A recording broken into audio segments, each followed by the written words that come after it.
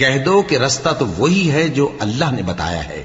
اور ہمیں تو یہ حکم ملا ہے کہ ہم اللہ رب العالمین کے فرما بردار بنیں، اور یہ بھی کہ نماز پڑھتے رہو اور اس سے ڈرتے رہو، اور وہی تو ہے جس کے پاس تم جمع کیے جاؤ گے، اور وہی تو ہے جس نے آسمانوں اور زمین کو تدبیر سے پیدا کیا ہے، اور جس دن وہ فرمائے گا کہ ہو جا تو حشر برپا ہو جائے گا، اس کا ارشاد برحق ہے، اور جس دن سور پھونکا جائے گا اس دن اسی کی بادشاہت ہوگی، وہی پوشیدہ اور ظاہر سب کا جاننے والا ہے، اور وہی دانا ہے، خبردار ہے۔